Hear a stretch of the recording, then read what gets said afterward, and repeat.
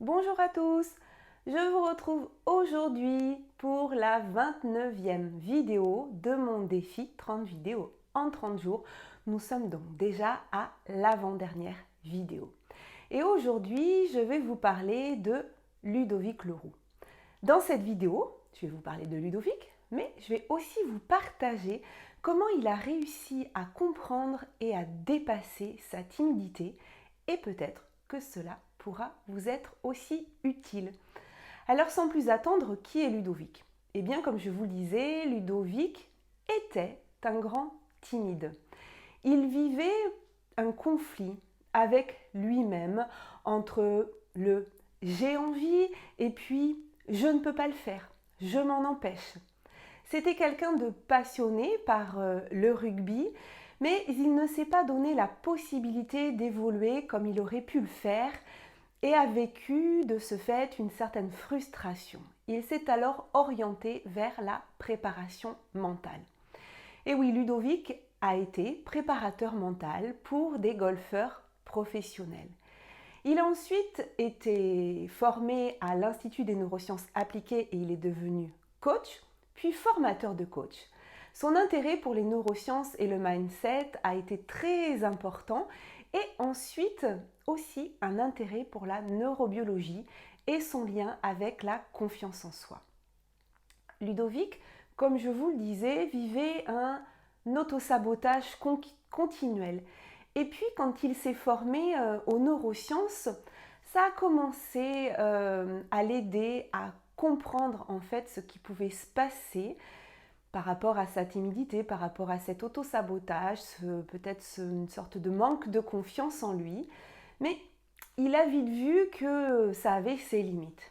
Et puis, par hasard, mais lui comme moi, on ne croit pas trop au hasard, un copain qui a un centre de formation d'ostéopathe l'a invité à assister à une formation donnée par une thérapeute américaine qui venait présenter les dernières recherches en neurobiologie et en l'occurrence la théorie polyvagale. Je vais vous en dire un petit peu plus juste après. À ce moment-là, il se dit « je ne peux pas ne pas le faire ». Une sorte d'intuition qu'il fallait absolument qu'il aille participer à cette formation. Son ami avait invité une cinquantaine de coachs, mais il était finalement le seul à être présent à cette formation. Une formation qui a duré 3 jours. Il était fasciné car cette personne parlait de ses blocages. Elle parlait de lui bloqué et elle parlait de lui qui avait envie. Ce fut pour lui une opportunité, l'opportunité de devenir le premier coach francophone à être formé à la théorie polyvagale.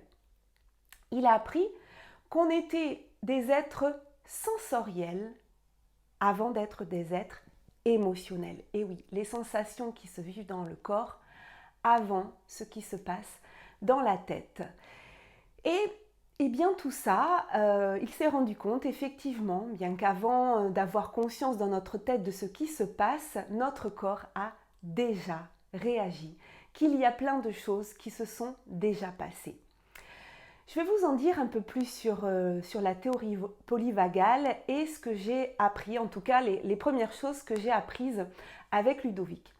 Alors la théorie polyvagale nous dit que dans notre cerveau, la théorie polyvagale nous dit que notre cerveau et notre corps ne sont pas là pour nous rendre heureux.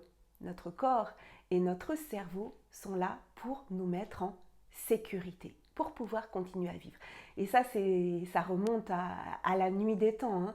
La priorité, c'était la sécurité. Et pour cela, on a 3 états différents dans lesquels notre corps, notre système nerveux sont conditionnés en fonction de la relation que nous avons aux autres, à nous-mêmes, les relations au monde en général. Et bien dans cette vidéo, je vais vous décrire un petit peu ces 3 états. Ces 3 états de la théorie polyvagale.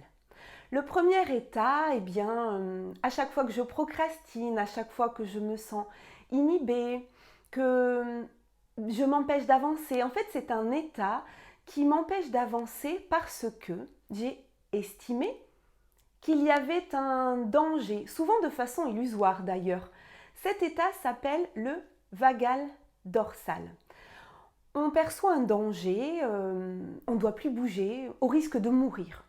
Alors comme je vous le disais, c'est souvent des dangers illusoires, ça n'existe pas vraiment. Mais notre cerveau, notre corps le ressent comme le monde égale danger de mort. Et on retrouve dans ces personnes qui sont majoritairement dans cet état-là, les personnes timides, les personnes réservées, comme était Ludovic. Le deuxième état, à chaque fois que je me bats ou que je fuis, c'est un autre état qui m'amène à voir qu'il y a une menace, que je dois passer à l'action. Cet état s'appelle l'état sympathique. Le corps perçoit une menace, il envoie un message au cerveau, fuite ou combat, toujours pour ma sécurité. Alors on a soit allez, go, j'y vais, combat et on est en sympathique agressif, ou alors il y a fuite. Je vais m'inventer des excuses, oui mais je ne peux pas parce que, etc. Et les excuses permettent d'éviter d'être face à la menace et dans ce cas-là, on est en sympathique fuyant. Dans cet état de sympathique, le monde égale attention. Et puis il y a un troisième état. Un troisième état qui est encore un état de survie, mais qui est apparu en dernier. Et là, si on est en lien avec les autres, on se sent plus en sécurité. On est en vagal ventral. Quand on est en vagal ventral, on ne perçoit pas de danger. On se sent en sécurité de faire ce que l'on veut. On est en état de sécurité en lien avec soi-même, avec ses projets, avec les autres. À ce moment-là, les questions d'insécurité ne se posent pas. On se donne la permission de faire ce que l'on veut et dans ce cas-là, le monde égale sécurité. À partir de cette découverte de la théorie polyvagale, tout a changé pour Ludovic. Il s'est entraîné avec des techniques pour se mettre dans cet état-là de vagal ventral le plus souvent possible, le plus souvent au cours de sa journée, ce qui l'a amené à se sentir en confiance. Et cette capacité à changer d'état part du corps et non pas de la tête, comme on aurait pu le croire. Aujourd'hui, pour lui, la confiance en soi, c'est donc se ramener dans cet état-là de sécurité le plus souvent possible. Et avec Ludovic, on découvre donc scientifiquement comment la confiance en soi ne vient pas de la tête, mais plutôt de notre corps. Alors, comment j'ai rencontré Ludovic? Est-ce que je suis tombée par hasard sur ses publications? Comment je suis arrivée à le rencontrer et à m'inspirer du coup? Pourquoi est-ce qu'il m'inspire? Comment ça se fait que je suis tombée sur lui? Eh bien, grâce à ma chère cocotte, Dappy Cocotte, je vous en ai déjà parlé, je crois que c'était la vidéo numéro 3, il me semble, Aurore Servanti-Leroux, puisque Ludovic Leroux est son mari. Et avant de rencontrer Ludovic, j'avais déjà rencontré un petit peu la théorie polyvagale, puisqu'Aurore a été formée par Ludovic à cette théorie.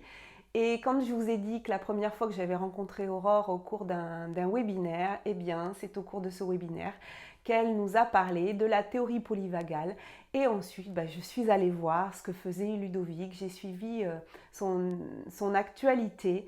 Et vraiment, le fait que les synchronicités de la vie, qu'il ait été le seul coach à aller à cette formation, qu'il ait senti qu'il y avait quelque chose à partager aux francophones et qu'il soit le premier coach francophone à former à la théorie polyvagale, vraiment, merci beaucoup Ludovic parce que je crois que tu vas apporter énormément aux francophones. Je sais que tu fais des formations aussi au Québec et tu viens d'en lancer une en France. Enfin, c'est pas la première, mais en tout cas, il y en a une qui a démarré là il y a peu de temps, à laquelle j'ai le grand plaisir de participer. Cette formation s'appelle la pleine confiance et vraiment, je pense que ça va apporter énormément aux timide, de pouvoir se rendre compte bien, qu'il y a des choses à faire, qu'il y a des solutions, des exercices à faire et qu'il ne suffit pas de se dire « Allez, j'y vais, je ne dois pas être timide, je dois le faire ». Non, il ne suffit pas de se le dire. Et là, tu révolutionnes vraiment, vraiment tout ça. Et merci pour ton apport dans ce domaine-là, la valeur que tu apportes à tout ça. J'avais envie, du coup, de vous demander, et vous, est-ce qu'il y a des timides parmi vous? Et est-ce que vous connaissiez cette découverte qui pourrait changer votre vie? Eh bien, si vous ne connaissez pas, je vais vous mettre toutes les références en descriptif de cette vidéo, comme d'habitude, pour que vous puissiez aller faire un tour et découvrir Ludovic Leroux et sa pleine confiance. Eh bien, écoutez les amis, je vais vous quitter pour demain. Eh bien, demain, c'est la dernière vidéo, la dernière personne inspirante. J'ai pas de tirage au sort à faire puisque je n'ai plus qu'un papier dans le panier. Et aujourd'hui, eh bien, je ne vous dis pas de qui je vais parler demain. Ça sera la surprise. Ne ratez pas cette dernière vidéo. Vous verrez, je pense que vous ne serez pas déçus. Je vous répète encore une fois mon défi, si vous l'acceptez, qui est de partager sur votre réseau social préféré un message à destination d'une personne qui vous a inspiré ou qui vous inspire avec le hashtag Tu m'inspires. On se retrouve donc demain 18h heure de Paris, 12h heure de Québec pour parler de eh ben non, je ne vous le dis pas. D'ici là, portez-vous bien, prenez soin de vous, passez une très belle soirée. Si vous aimez cette vidéo, cliquez j'aime. Si vous pensez à quelqu'un qui est timide, je vous invite à partager cette vidéo ou à le taguer en commentaire sur les réseaux sociaux ou si sur Facebook ou sur Instagram. Et si c'est sur YouTube, vous pouvez lui envoyer directement le lien de la vidéo. Je pense que ça peut apporter énormément à de nombreuses personnes. Et puis si vous le souhaitez, abonnez-vous à ma chaîne YouTube puisque c'est bientôt fini le défi, mais il y a d'autres projets, donc voilà, abonnez-vous et puis vous aurez quelques surprises. Allez, très belle soirée, à très bientôt, ciao ciao.